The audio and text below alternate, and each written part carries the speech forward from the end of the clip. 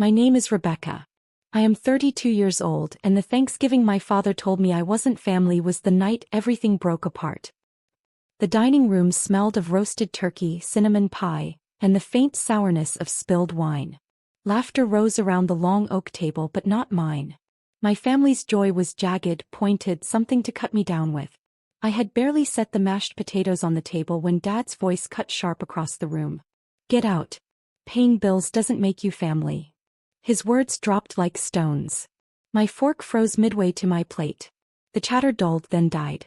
My mother leaned toward me, her eyes narrowing as she whispered through a glassy smile, "You're just jealous of your brother." My brother Nathan, the golden boy. The doctor. The pride of the family. He smirked at me from across the table, his wife's jeweled hand resting proudly on his arm. I felt my stomach twist. Jealous? Of the man who never once chipped in for the mortgage? Who lived rent-free in the guest house while I covered bills month after month? I set my fork down gently, forcing a smile that hid the fire building in my chest. Then let him pay the $9,200. Silence. Dad's face reddened. Mom blinked. Nathan's smirk faltered, though he quickly replaced it with a scoff. "What's that supposed to mean?" he asked, leaning back, arrogance dripping from every word. "It means," I said slowly, my voice shaking but sharp, "that the last 4 mortgage payments, the electricity, the water bill, all of it came from me. Not you. Not Mom. Not Dad. Me." Mom's lips thinned. Dad slammed his hand on the table, rattling the silverware. "Don't you dare bring money into this. Family isn't about bills." "No," I said quietly, my heart pounding. "Family is about respect. And I've been paying for respect I never got." The air thickened. The turkey grew cold on our plates. My father's glare seared through me. Nathan's wife snickered, whispering something in his ear that made him chuckle. My face burned, but inside something else sparked, resolve. That night, after everyone went to bed, I sat in my childhood room, staring at the numbers on my banking app. $9,200 paid in full. By me. Always by me. And yet to them I was nothing. I made my decision then. If I wasn't family to them, then they weren't family to me. So I shut everything down. By morning, the house wasn't filled with laughter. It was filled with shouts, banging doors, and the sound of sirens pulling into the driveway. The sun barely crept over the horizon when chaos erupted. My phone buzzed nonstop. Missed calls from Mom, from Nathan, even from neighbors. I ignored them all, sipping black coffee in silence while the world I had carried on my shoulders began to crumble. By the time I pulled into the driveway, flashing red and blue lights painted the house. 2 patrol cars were parked out front. My father was storming down the porch steps, his face flushed with rage. Mom stood on the lawn, wringing her hands, tears streaking her cheeks. Nathan was yelling at an officer, his voice shrill with panic. "Rebecca!" Dad bellowed when he spotted me. "What the hell did you do?" I stepped out of my car slowly, deliberately. "What I should have done a long time ago," I replied. The officer glanced between us, confusion in his eyes. "Ma'am, your family says you cut off their utilities? Power, water, even the mortgage autopay." I folded my arms. "Correct. All of those accounts were under my name. Every bill, every payment, every dollar came out of my account. I canceled them." Nathan gawked. You can't do that. We live here." My laugh came sharp, humorless. "Funny. That's exactly what I said every time you ignored me when I begged for help." Mom's voice wavered. "Rebecca, please. You can't just abandon your family." I turned on her, my heart twisting. "Family? You whispered I was jealous while I was paying to keep this roof over your heads. You stood by while Dad disowned me at the dinner table. Don't you dare call this family." The officers shifted uncomfortably. One cleared his throat. "Legally speaking, if the accounts are in her name, she has the right to close them. It's messy, but not a crime." Nathan cursed, running his hands through his hair. "You're insane. You'll regret this. Do you even know how bad this looks?" "Oh, I know exactly how it looks," I said. "It looks like you'll finally have to stand on your own." Dad's fists clenched. His voice dropped, low and venomous. "You're dead to me, Rebecca." The words stung sharper than I expected, but I forced myself to stand taller. "Then I guess we finally agree on something. Because you're dead to me too." The officer gently placed a hand on Nathan's shoulder, muttering something about civil disputes. But I didn't hear the rest. My father's glare, my mother's tears, Nathan's sputtering, it all blurred. Because for the first time in my life I wasn't their scapegoat. I wasn't their wallet. I was free. Neighbors had gathered on the sidewalks, whispering and gawking like it was a live soap opera. Curtains twitched. Phones angled discreetly to record. I almost laughed. My family had spent years pretending to be perfect, and now the facade was collapsing in broad daylight. Nathan stormed toward me, his face twisted. Do you have any idea what you've done? This house, this family, needs stability, not your tantrums. I met his glare. Stability? You've lived rent-free in the guest house for 3 years. You haven't paid a dime toward the mortgage. You buy new golf clubs while I sell jewelry to cover the water bill. Don't you dare lecture me about stability. His wife, Kelsey, stepped forward, her diamond earrings catching the sunlight. Rebecca, you're embarrassing yourself. If you wanted respect, this wasn't the way. I smirked. Respect doesn't come with earrings, Kelsey. Respect is earned. Something none of you have done. A flash of memory struck me. Christmas 3 years ago. The house glittered with lights I had paid for. Nathan stood by the fire bragging about his new BMW while Mom gushed, "We're so proud of you, son." I had quietly slipped into the kitchen, balancing bills behind the counter, my name scrawled on every check. Not once did anyone ask how I managed it. That memory stung now more than the November wind whipping across the lawn. Dad's voice thundered again, dragging me back. You think money makes you better than us? You think paying bills means you own us? I took a slow breath, my chest tight but steady. No, Dad. I think paying bills kept you from losing this house. I think without me the bank would have taken it years ago. And I think you loved the security I gave you, right up until I reminded you it was mine, not yours. Mom sobbed louder, covering her face with her hands. Why are you doing this? We're your family. The bitterness in my chest flared. Family? Family doesn't tell you to get out at Thanksgiving dinner. Family doesn't call you jealous while you carry their weight. Family doesn't disown you for speaking the truth. The officer finally spoke, calm but firm. Look, folks, this is a civil matter. We can't force her to reinstate payments. You'll need to resolve this privately. Nathan cursed under his breath. Dad turned away, fists still trembling. Me. For the first time, I didn't feel like the child begging to belong. I felt like the woman holding all the power. But deep inside I knew this wasn't over. Not by a long shot. Because the real chaos hadn't even begun. That night the house was darker than I'd ever seen it. No hum of the refrigerator, no glow from the hall lamps, no heat running through the vents. Just silence and shadows. I stood outside on the curb, watching through the window as my family stumbled around with flashlights, their perfect Thanksgiving weekend reduced to panic. Nathan tripped over the ottoman, cursing. Mom fumbled with candles. Dad barked orders, his voice echoing with fury but tinged now with fear. And for once I wasn't inside cleaning up their mess. I was the reason for it. My phone buzzed with messages, voicemails, missed calls, texts. Rebecca, please, we can talk. Turn the power back on. We'll pay you back. You're humiliating us. I scrolled through them all, my lips curving into a tight smile. They weren't apologizing for what they said at dinner. They weren't sorry for years of neglect. They were only sorry they had lost control. I typed one message back, just 7 words. Then let Nathan pay the $9,200. I remembered being 24, working a double shift at the pharmacy. My shoes were worn thin, my stomach growling. That night Mom called, her voice sweet as honey. Rebecca, honey, we're short this month. Just until next payday. I wired the money without hesitation. My mind drifted back to when I was 29. Dad beamed at Nathan's birthday party, handing him a set of car keys. You deserve it, son. Meanwhile, I sat quietly, knowing I had just covered 3 months of their overdue bills. Every sacrifice, every dollar, every sleepless night had brought me to this moment. And they had the audacity to call me jealous. I leaned against my car, watching their silhouettes flicker in the candlelight. For years I had begged for scraps of respect. Tonight I held the power switch and it felt like oxygen after drowning. A car pulled up beside me. Officer Martinez, one of the cops from earlier. He rolled down his window, studying me. You sure about this, Ms. Hayes? I nodded. They told me I wasn't family. I'm just honoring their words. He gave a low whistle, almost a smile. Can't say I blame you. But families don't take kindly to being cut off. Be careful, they might come after you. I watched my father's shadow slam a door inside the house.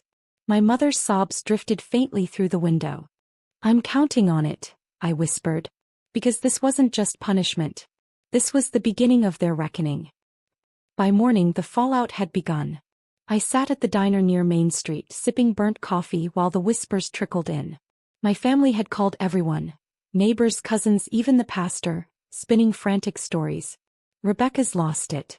She's punishing us. She cut everything off just to hurt us. I almost laughed into my mug. For once their narrative wasn't working. The truth was out in plain sight. Anyone who asked why the house was dark learned the same thing. I had been the one paying for years. Now everyone knew. My phone buzzed again. A text from Nathan, long and venomous. You're selfish. Dad gave you everything. Mom sacrificed her life for you. And you humiliate us over a few bills? I typed back before I could stop myself. Not a few bills. $9,200. Repeatedly. Your turn. Within minutes he called. I let it ring. He called again. Finally I picked up. His voice was tight, furious. You think you've won? You've embarrassed us in front of the entire community. But you'll regret this. We'll cut you out for good. No inheritance, no family ties, nothing. I let the silence stretch, my lips curling. Nathan, you can't cut out someone who's already gone. And I hung up. That afternoon I drove past the house again. The driveway was crowded. 2 cars with jumper cables hooked to generators. Dad shouting instructions, Mom pacing with a phone pressed to her ear. They were scrambling like ants kicked from a hill. It should have made me feel guilty. Instead I felt lighter. I thought back to Thanksgiving 2 years ago, when the lights flickered out mid-dinner because the bill hadn't been paid. Nathan cursed the power company, Dad blamed the government. I quietly pulled out my credit card, saved the holiday, and no one said thank you. Now as I watched them panic in the cold, I finally understood. My sacrifices had never been about family. They had been about control.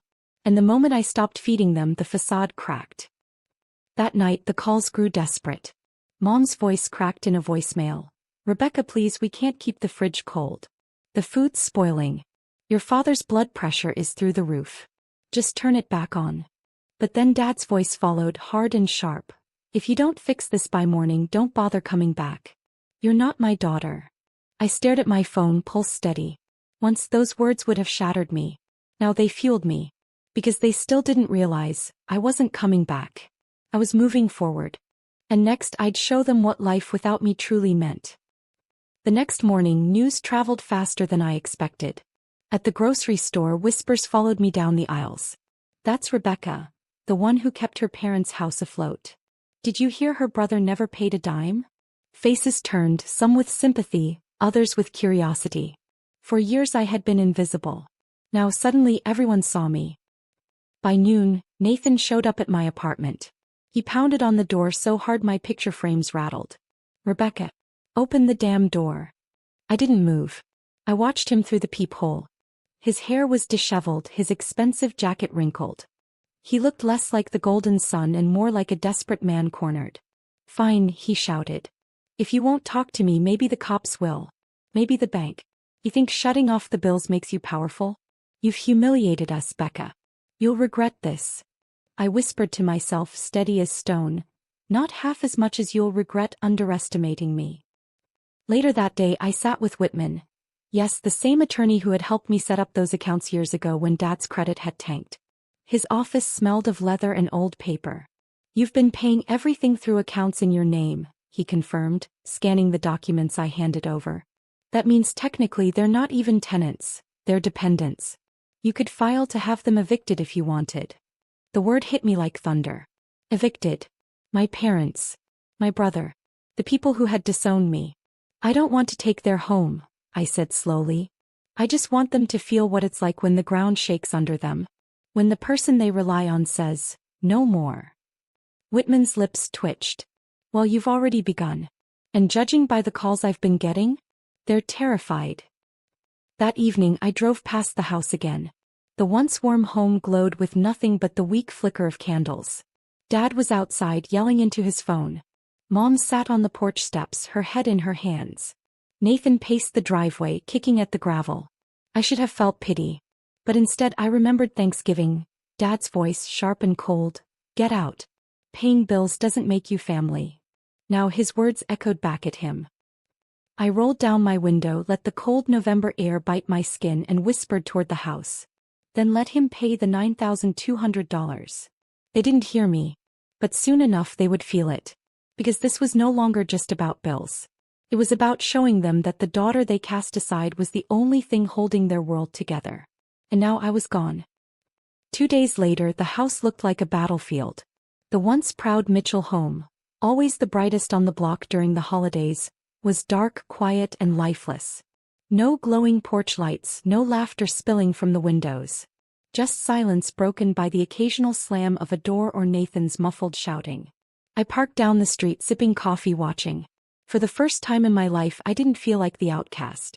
I felt like the one in control. My phone buzzed again. A text from Mom. Rebecca, please. Your father's health is declining. He's stressed. The fridge is spoiled. We can't live like this. We need you. We're still family. I stared at it, my chest tightening. For a moment I almost caved. Almost. But then I remembered her whisper on Thanksgiving. You're just jealous of your brother. Family didn't sound like that. I typed back. Then let Nathan take care of you. Isn't he the pride of the family? She didn't reply. That night I got a call from Whitman. His voice was calm, but there was an edge to it. They're panicking. Nathan tried to shift the mortgage into his name, but the bank flagged it. Too much debt. No history of payment. Without you, Rebecca, they're out of options. I closed my eyes, letting the words sink in. For years I had begged them to notice me, to see my worth. Now the entire foundation of their lives was crumbling because I had walked away. This isn't just revenge anymore, I said quietly. This is proof. Proof I was never jealous. Proof I was the backbone. Whitman paused. You've made your point. The question is, how far are you willing to go? The next evening Nathan showed up again. This time he didn't pound on my door. He just stood in the hallway of my apartment building, his voice hollow. Becca, please. I can't do this. Dad's furious. Mom cries all night. Kelsey is threatening to leave. I don't have the money. I don't even know where to start. I opened the door a crack enough for him to see me. His eyes were bloodshot, his shoulders slumped. For once, Nathan didn't look like the golden boy. He looked like me, exhausted, cornered, worn down. You told me I was jealous, I said, my voice even. You all told me I didn't belong. Now you know what it feels like. He swallowed hard. So what now? You want us homeless? I held his gaze. No. I want you to finally see who kept you from being homeless in the first place. Nathan stood frozen in the hallway, his breath ragged, his pride shattered. For the first time in my life he wasn't looking down on me, he was looking up, desperate. I opened the door wider, letting the silence press in. You all told me I didn't matter. Dad said paying bills didn't make me family. Mom whispered I was jealous.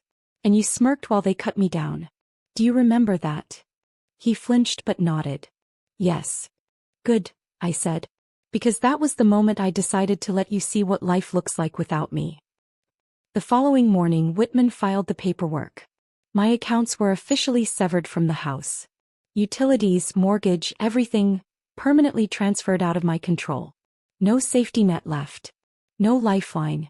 By noon the calls started again, angrier this time. Dad's voice boomed in a voicemail. You've ruined us. Do you hear me? Ruined us. But I didn't answer. Because the truth was they had ruined themselves years ago. I had only stopped hiding it. 2 weeks later the house went dark for good. The bank repossessed the property, foreclosure papers slapped across the front door in bright red letters. Neighbors whispered, shook their heads, gossiped about the once proud family brought to its knees. I stood across the street watching as movers carried out furniture piece by piece. Mom sobbed on the curb, clutching photo albums. Dad shouted at the officers, his voice hoarse with rage. Nathan stood still, pale and broken, finally tasting the weight of responsibility. For years I had been invisible. That day I was undeniable. Later, sitting on my balcony with a glass of wine, I scrolled through my phone. Messages still came. pleas, threats, curses. But one voicemail stopped me cold. It was Mom. Her voice weak, trembling. Rebecca, I don't know if you'll listen, but I'm sorry. I see it now. You carried us. You were the strong one. I just wish we had told you sooner. Tears blurred my vision, but I didn't call back. Not yet. Some wounds don't heal with words. If you're watching this, drop a comment, hit like and subscribe, because I need you to know, standing up for yourself even against family changes everything. One day maybe forgiveness will come. Maybe it won't. But what matters is this. When they disowned me, I finally found the courage to disown them back. And that was the day I truly became free. Family can't break you unless you let them.